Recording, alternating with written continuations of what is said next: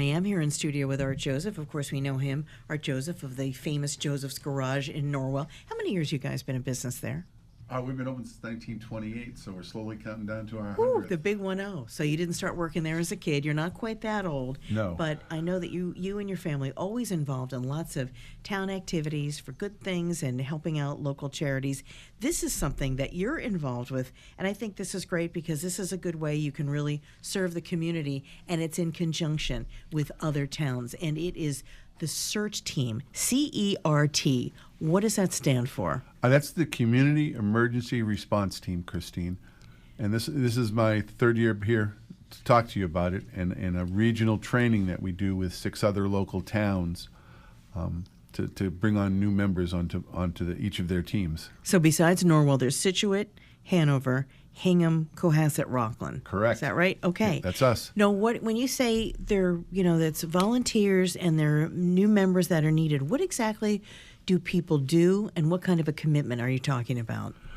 Well, the commitment isn't very much. We're talking about, initially we're starting off with 4 nights of training coming up starting April 29th.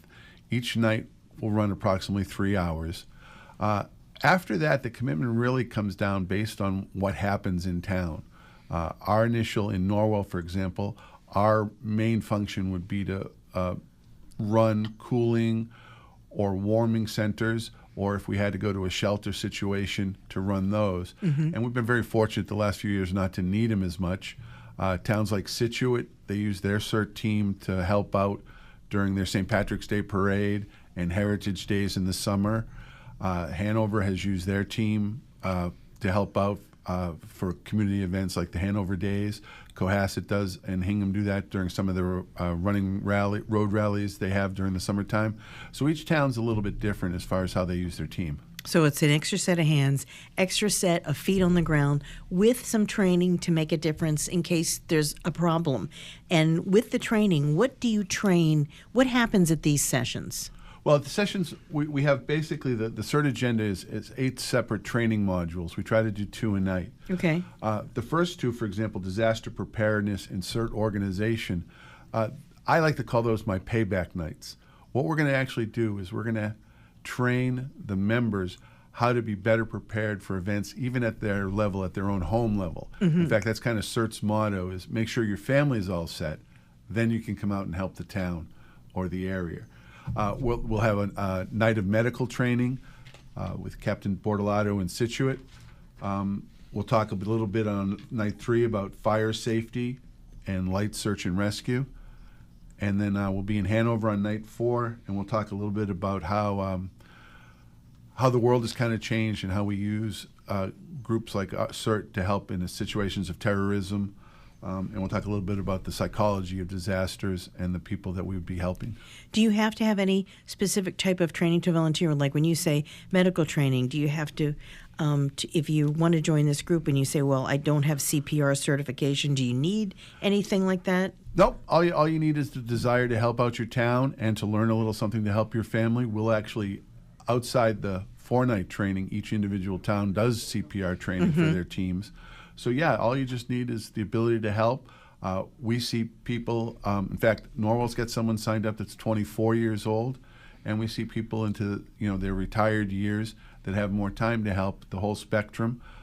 Electricians, nurses, a little bit of, just a little bit of everybody that's in your town. That's right, and the nights look like it's Tuesday, April 29th. Correct. Thursday, May 1st. And also Tuesday, May 6th, and Thursday, May 8th. And these are all at Scituate or Hanover or Norwell. Correct. Locations. And those training sessions run roughly? About 3 hours. Okay. And is there a typical amount? I said I know it all depends what happens during the year, but let's say you have one big major snowstorm and maybe there's a road race. Is there a typical amount of town? Should people say, well, I will probably be called on a minimum of X amount of hours to help out? Well, for example, at the half marathon that's run in Norwell, we get a good turnout from the Norwell CERT team. That's usually about a 3-hour commitment. If we were running a cooling or warming shelter, that might depend on the hours, but I'll try to keep that to maybe a 2-hour shift, depending on the amount of people. And that's a simple one to get people for. Really, the reason we need to keep supplementing our team would be for a long 2 or 3 day event where if you're trying to run people through 5-hour or 6-hour shifts, you're still going to need 20 or 30 people just to get through 3 days. But again, the sheltering situation for Norwell isn't really going to be a concern. Coastal towns like Scituate, they tend to shelter a little bit more.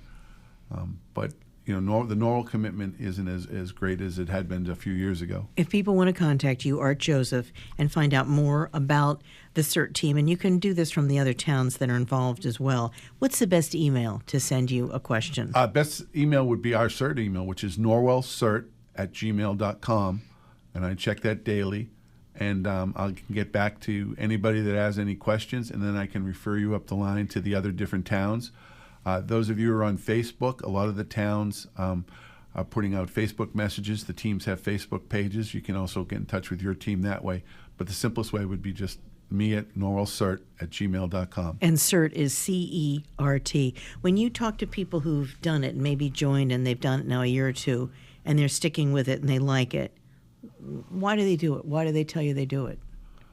Well, part of it's in exchange for what we give them. One of the great things I love about training is when we get to the fourth night and we ask people what they think, is virtually 100% of the people we train have changed something in their lives, whether it's found out that their fire extinguishers were all empty, or added first aid kits to their, yes, Guilty. I see your hand up. Sorry. Or added first aid kits to their cars, or go bags, or things like that. That makes me happy, because that's what I'm giving them. In exchange for their phone number, I'm giving them this preparedness. But to see their smiling faces come out, and like I say, the half marathons where you're cheering on your neighbors while you're also providing force multiplication for the first responders, it's a great feeling to have. And as I always say, it's our generation's civil defense that our fathers and grandfathers were. And in fact, Norwell Historical Society in this month's newsletter has an article about the Norwell Women's Defense Corps from World War II that was formed. So this is kind of our chance to follow in line with what our predecessors have done. And again, the towns involved are Norwell, Scituate, Hanover, Hingham, Cohasset, and Rockland. Your email address one more time for people who want to sign up and have questions. norwellcert@gmail.com. And again, we'll pop this up online. That's Art Joseph telling us about Norwell CERT. I know you're going to have a good turnout. Hey, thanks so much for joining us today. Thanks for having me, Christine. Absolutely. I'm Christine James, 95.9 WATD.